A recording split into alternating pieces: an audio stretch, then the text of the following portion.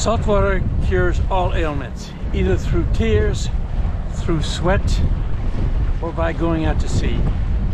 Let's choose the third alternative today. Let's go.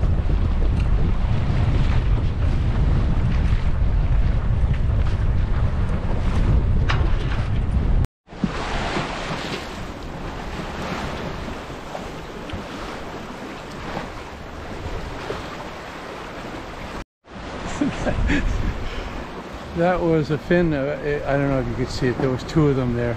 Basking whales, basking shark, whatever they're called. And when I saw it, I thought it was a fishing buoy. He needs to put AIS on his fin. Well,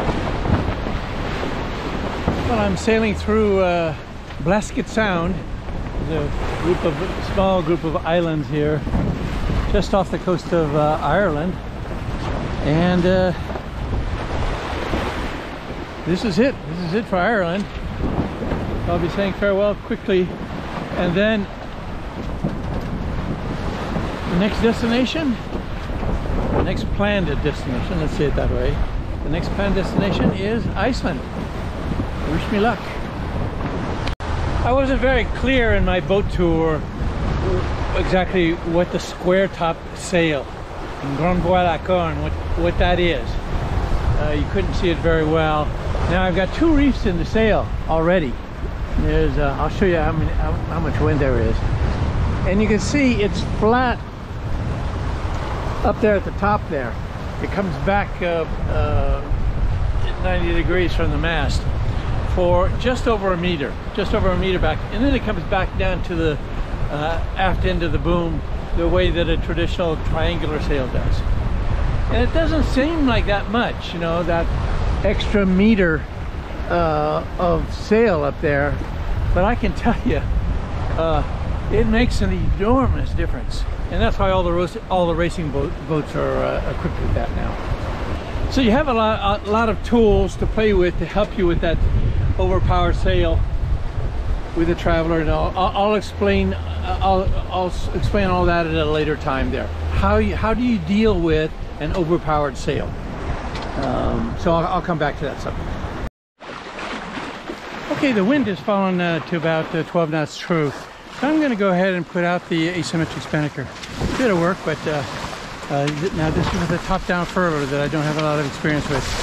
I've tried several different methods. I'm going to keep trying those methods until I get comfortable with one. I'll just show you how I've hooked it up now. So this is a top-down furler. The sail, an asymmetric spinnaker, and then so this is the furler itself.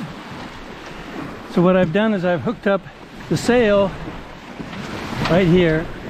There's a little lever that you pop that in, and that's where you hook that up to the right here. You hook that up to the furler. Now what I'm going to do is I'm going to pull the furler out to the end of the bow there, on the bowsprit. You see that? So that's the first thing that will happen, is I'll pull that out, and when that's pulled out, and I've done the same thing. I've hooked up the halyard. There we go. I've hooked up the halyard to the top of the sail and to the head and outside of everything, so it's going to be pulled up. I'm going to hoist this with the Genoa still out, so it'll get pulled up outside of that in a straight line, then from the bowsprit up to the top of the mast up there, all behind the headsail. Now this one has, I don't know if I'm going to keep this. This one has two sheets attached to it, one for each side. I've already had it where it tangled up. If they're not rolled up exactly the same number of rolls on each side, I don't know what the problem is, but at any rate, I think that I would rather furl than jibe with it, you know, because then you risk having a line go into the water underneath the boat, and if you're jibing on the outside, the sheet has to go around front of everything. Now some people hook there's a little support that you can rest the sheet on, the lazy sheet on, but I think I'd rather just have one sheet, and if I need to jibe, I'll furl it and then unfurl it on the other side, just swing the sheet around, rather than have two sheets hooked up. So the sheets go outside of everything, and then through an anti-friction ring back here, you can see that, and then onto the winch. So the first thing I'm going to do, like I said, is I'm going to pull out here it is. Pull it out by pulling on this line here. Pull it out to the end of the bowsprit. Now I have to do that with both hands, so I'll shut this off for a second.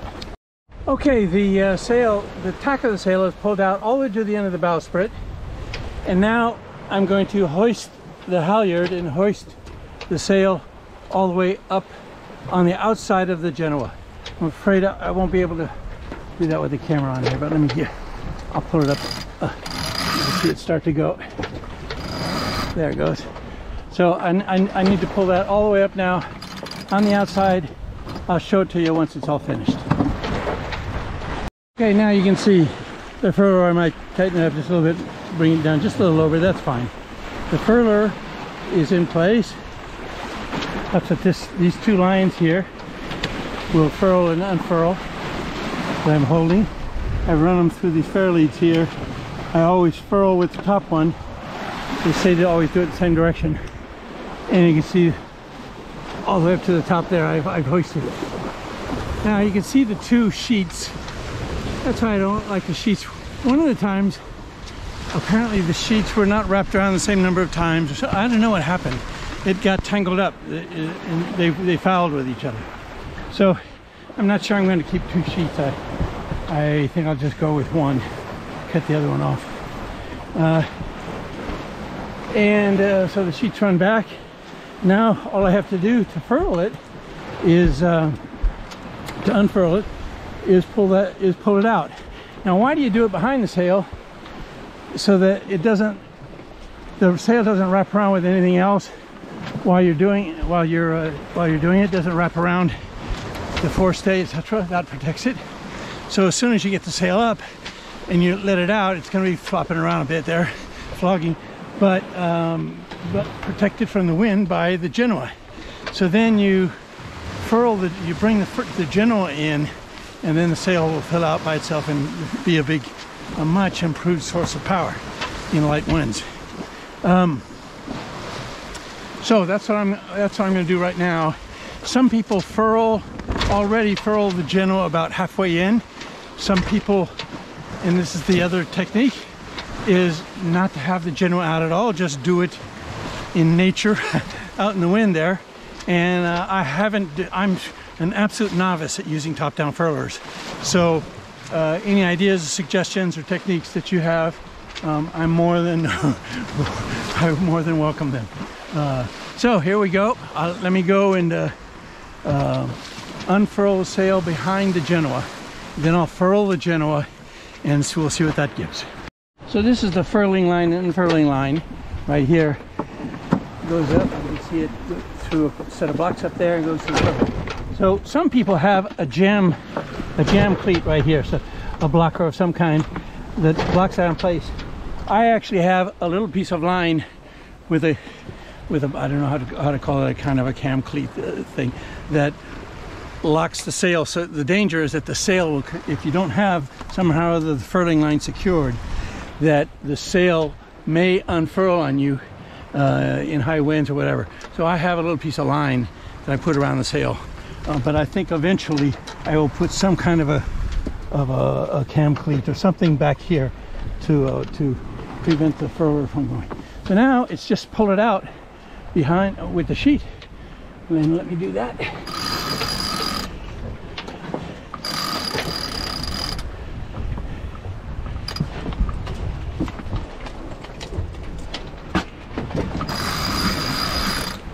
I had forgotten to undo the other sheet, so the sheet blocking. So you see, it's unfurling now behind the Genoa.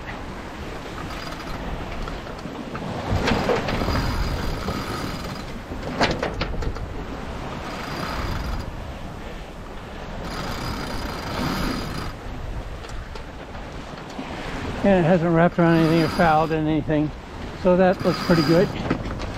Okay, now I'm going to tie this off, and I'm going to furl the Genoa. So take the Genoa out of play here. I need to secure this, and I need to put the camera down to do this. And just before I furl the Genoa, you can see why there's so much more power with a great big asymmetric spinnaker. It's enormous compared to, and that's not a small Genoa there. I think it's 115%, which means it overlaps the mast by 15%. But you can see how much more power you get in light winds from an asymmetric spinnaker or a code 0, whatever you want, whatever is appropriate for the conditions. So let me furl the. Now, before I put the asymmetric, the Genoa is now furled, and before I put the asymmetric spinnaker out, we were doing 4.9 knots, and now we're doing 6.5. So it's worth the effort. When you're solo, you know, I won't exactly, that probably took me 20 minutes to set up, so it's not something you do. You can find a lot of excuses not to want to do that. Now, see, I didn't bring the tack down far enough. I should bring that tack down another 20 centimeters or so. You can see the sail. That's a big sail. You can see the that's the, what do they call them? Anti-torsion line is what that's called. I'm not sure what the origin of that name is, but and that's what the sail, when you furl it, it wraps around that. So I'll leave it out till near sundown. I'm not brave enough to leave these things out at night. Solo sailor, blue water obs. Well, I'm not racing. It's leaving it out at night is not for me. But I'll leave it out until if the true wind comes up to 17 or 18 knots, I'll probably bring it down as well. And now a word about the sponsor of this video. A couple of years ago, I told you that my daughter Nathalie had written a book called Alessia in Atlantis. Well, she is now a repeat offender and has written the second volume of that story. In fact, she's working on the third edition already. So if you've got grandchildren between the age of 10 and 15, I guarantee they'll love this. It's a great story. There's twists and turns in every chapter, and cliffhangers, and early romance, and all. Yeah, it's just a great story for young kids. So I was never very good at business. Should I have negotiated a commission first? On the weather brief between Ireland and Iceland. So here's where I am now, abeam the northern end of Ireland, and it'll calm down this afternoon, and then even might be a bit of motoring in there. And then right away, those arrows there, that means 25 knots. And when it says 25 knots in the forecast, with a gust, that could be as high as 35. So 25 to 35, and that will not be comfortable at all. Big seas, 3 to 4 meters from shore.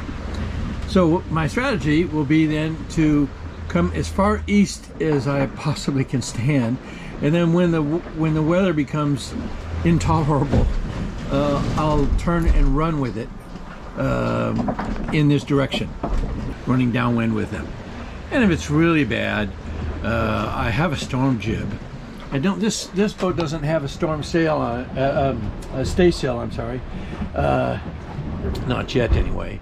And it only has 2 reefs in the mainsail, which I'm a little uncomfortable with. But I may drop the mainsail if it gets real bad and just run on the partially furled Genoa, which is never a great solution. But I'll be running downwind, and you know, I'll get through it. Well, the sky is a hazy shade of winter, and We've got all of 3 knots of true wind speed. So now's a good time to put on the engine and fully recharge the batteries and take advantage of that to advance you a little bit as well. That's exactly what I'm doing. So I guess the message is that crossing the North Atlantic on my way to Iceland, it's not all about waves crashing over the bow.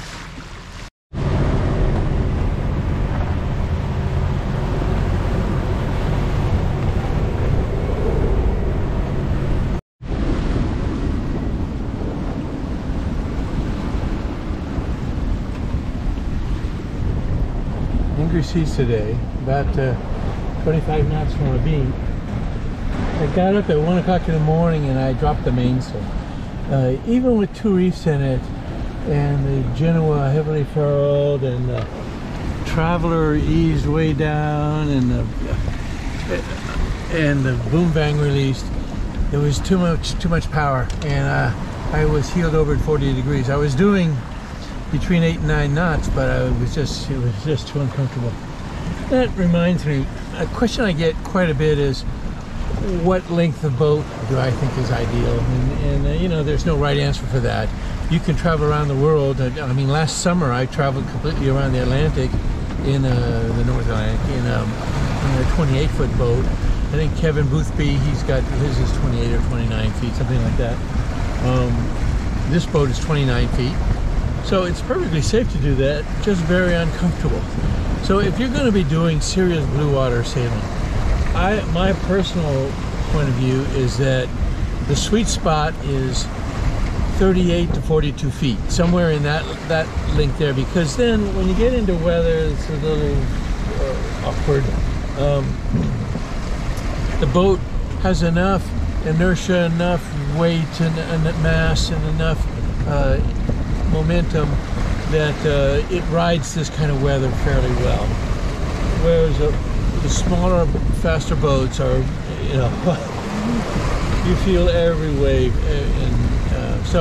and then the other reason I prefer that range of 38 to 42 feet is one, it rides bad weather better, but secondly, that's the length where, as a solo sailor, you can still fairly easily dock the boat. If you get longer than 40 feet, you know, you're in the 45, 48 foot range, then docking by yourself becomes a real challenge, docking and undocking. So that's where I think the sweet spot is for blue water cruising boats. For comfort and ease of maneuvering in marinas, 38 to 42 feet. That's my personal view. Do as I say, not as I do. I went out and bought a 29-foot boat. 34 knots. 34 knots of true wind. And that's going to fortunately fade in about 6 hours. Thank goodness. Now, the sail has come loose off the boom. And I've got to go out there and secure it so it doesn't get damaged. The mainsail. No big deal. Obviously tethered in. So the sail had popped out of the lazy bag in the wind, and it was way up the shrouds there, and I just didn't want it to get damaged, so I went out and just put 2 sail ties around it. Oh yeah, this is the North Atlantic.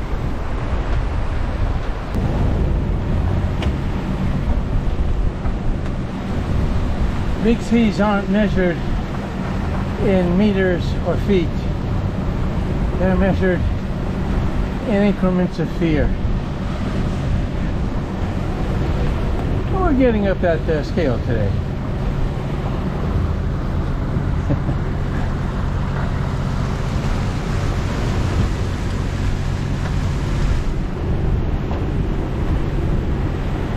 In the morning, And I hope it'll show up on the camera. At those snow-covered mountains, volcanoes, that's Iceland. First stop on this voyage. Arrival in about 2 hours.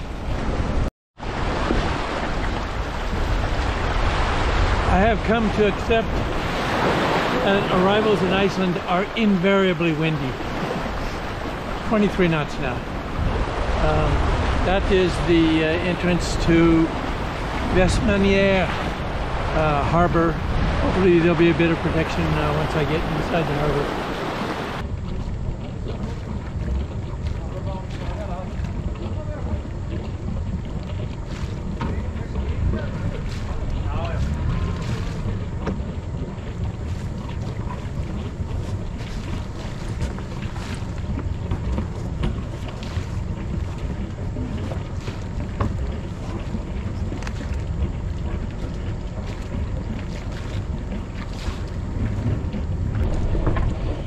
Oh, Jenna, my Jenna, our fearful trip is done.